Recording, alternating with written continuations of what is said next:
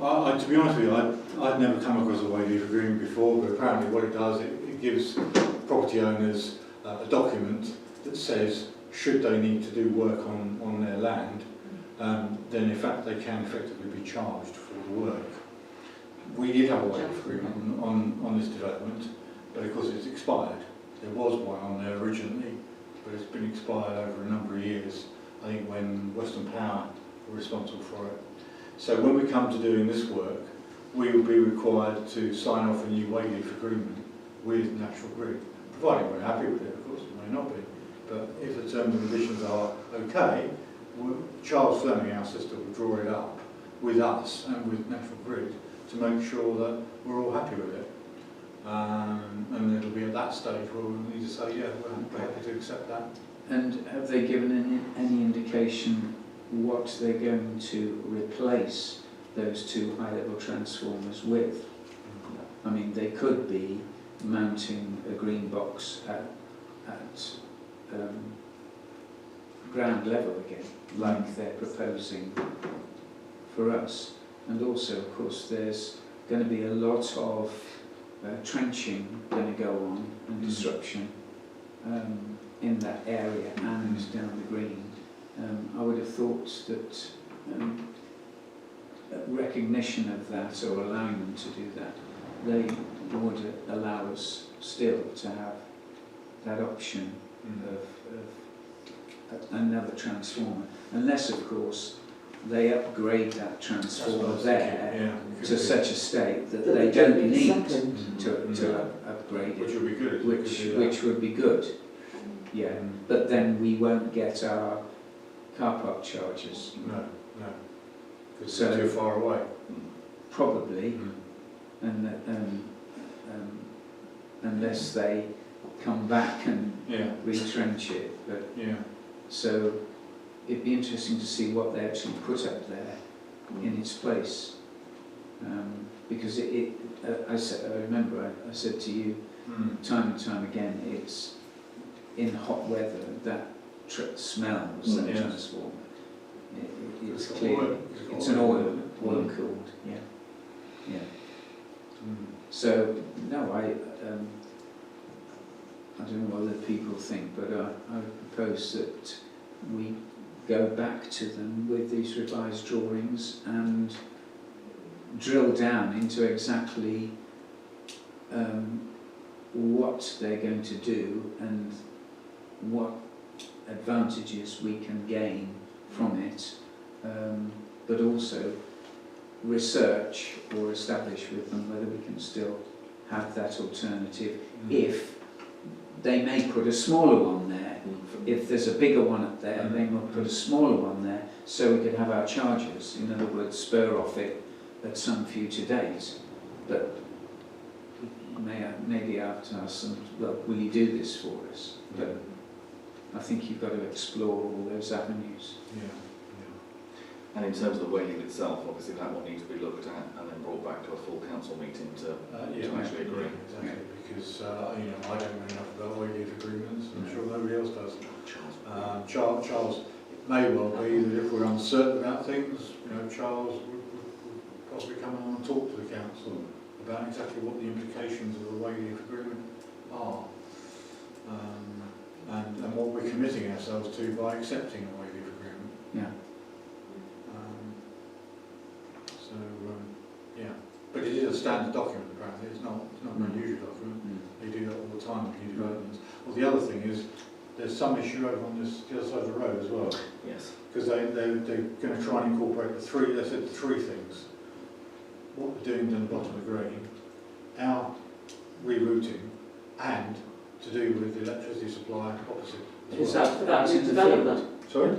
Is that for that new development over the road? I believe so, yeah. You didn't sort of elaborate on it because they're not allowed to talk to us about what they're negotiating with them on. So the impression I got was that if they could do the three together, they will, but they were looking to do the two together, because that one depends again on whether they're moving ahead with it or not. Yeah, I think we've got to allow Owen and Bob to go back to the National Grid and to discuss it in more detail now and bring back the results of the Yeah, and Paul Martin's involved as well, because obviously Paul is an important factor in all this. Yeah. So. But the key thing is just to confirm you're happy with generally the route that we're putting around. Because again, the concern we had was when they brought it close to the building, it still left live cables underneath this play equipment, which if we just get rid of that going forward in the future as well, if we ever have to do anything with that play equipment, we know we're not in any risk. Can we defer making a decision until National Grid have told us what they're doing about their Sparky box? Well, the problem is they want to know that if they can roll these two together, then they need to know that we're in effect going ahead with it, because otherwise they don't want to delay one for the other. But what they would like to do is by running the two together, it obviously makes more sense for them. And it may be, and we don't know for certain, that will be something again which will come back. But at the moment, in effect with this, they would be creating a joint here and another joint where it goes back into the old cable. And they're then creating another joint where they're doing the repairs up at the top, because there is some underground work there. So this cable rerouting is going to go up to the far end of the park and... So at the moment, so if we rerouted this, can you slide it down slightly? Yeah, sure. It comes up, this is the old, what was the old cable, Yeah. and it will join, other way up. So that's the patio at the back of the wall, it will join more or less there, and then that's the original cable. And that cable goes up to the green box? That then goes up to the green box. Right. It may be that if they're doing it as one job, rather than having joints here, another joint up there, they may say, well actually, let's stick a new cable right the way through, because then they've got no connections in it unless things to go wrong. But that's going to be a National Grid decision, not ours. But as I say, we're basically we need to get the agreement that the council are happy that we proceed on this basis. And again, we dragged it across here to make sure it's well away from the edge of building path. That's the current line of the metal barriers on the car park. And again, it goes between, in effect, you can see the May tree and the existing gate here. So it's trying to keep it away from causing any other issues close to the building. Well, Mr. Chairman, I'd like to propose that Owen, yourself and Paul Martin meet with National Grid to, well, first of all, I'd like to propose that we're happy with the rerouting, and secondly, that we give agreement for Owen, Bob and the architect to meet with National Grid to sort out precisely what is going to happen and then report back, so that we can, and also of course there's the way-leave agreement which needs to be got, and then report back on where we are. So no decision will be made until it's brought back to us. Okay. We've got a proposal. Any other comments before we come to a vote? In which case, those in favour of that proposal, please show. That's unanimous. Thank you very much. So that's that one done.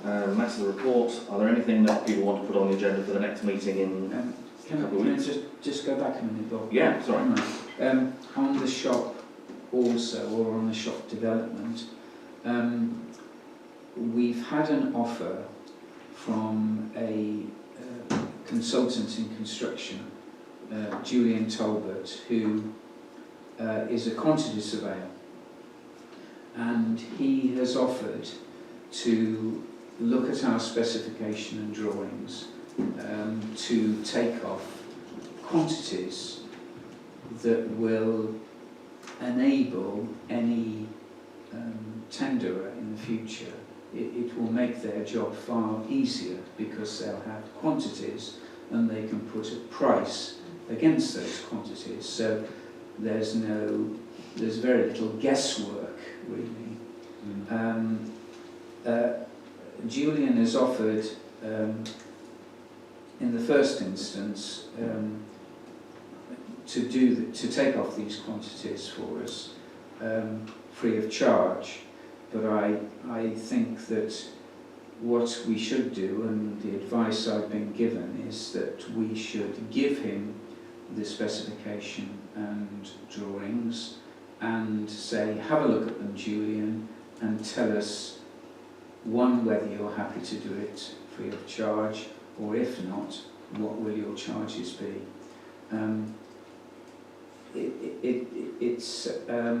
It will give us, he will also obtain some budget prices for us if we want, but I think at this stage we just ask him to get the quantities off, and I think that will help tenderers, particularly people. We can give them a schedule of quantities, and they can accurately price the bill. So I'd like your permission for Owen, please, to give the drawings and specifications to Julian, and then ask him to come back to us, say, are you happy to do this? Which he's indicated he would be, but I think we don't want to take people for granted. If there is a cost, then we'll bring the cost back to you, and you can decide whether you want to go with Julian or not. But I think it will really help the build and tenderers when they come to do it. The company is called Criteria Consultants in Construction, and they're based in Brent Knoll. So I'd like your permission to do that, please. Are you asking for this to go on the agenda for the next meeting? No, I'd like it to be done under matters associated with what we've just discussed, so that we don't waste any more time. But in effect, he would be, so if we passed it to him at the moment, he would be able to look at the information. He won't actually do anything until that could be on the next agenda for us to decide as to, if he's going to say if there's a cost, we would have to decide that at the next meeting. Absolutely. He's already been consulted by a firm of shop fitters regarding this job, so he knows full well what's going on. I just think it would really be helpful. So really, just to give him the drawings and spec at this moment, and let him have a look at them and come back to us ready for the next meeting, and then it can go on the agenda for them. I guess anything that makes the tenderer's job easier when it comes to the tendering process in the autumn is going to be a good thing, isn't it? Absolutely. Yeah. I mean, that was the big criticism of Ryan. You know, I've got to go and go to a consultant and get quantities and etc. etc. Well, we can give them to him, hopefully, for no cost. So anybody wishing to tender, of course, incurs a cost. They have to incur a cost, which can be up to £1,500, £2,000 just to tender. That's the problem they have. And some of the smaller guys get a bit put off by that. So if they've got something which gives them a clear indication, that helps the tendering process for them. So in fact, the proposal is that we would make this information available to the gentleman. He will then look at it and decide whether he can do it free or whether there is a cost. Absolutely. And then decide on that at the next meeting. Yeah. Are members happy that we go out? We have a proposal. Those in favour of that, please show. And those against? So that's carried by majority. And that will obviously be an item on the next agenda for us to look at what he comes back with. Yeah. Thank you. Okay. In which case that does take. When you send it through to Julian, I have already said that you to come back to us and advise us. Can you make that quite clear when you send it? So, thank you. Yeah, he's not being commissioned to do the job yet. No. Okay. I mean, what he is basically is he's a local person who wants to, help do a community service to us, really, in some ways. Okay. Thank you. If there are no other matters of report, because obviously we've got the next meeting in a couple of weeks' time anyway. And so the next meeting is the 2nd of August, so thank you all very much, and we'll close the meeting at 7:27. Yeah. Thank you very much. Thank you.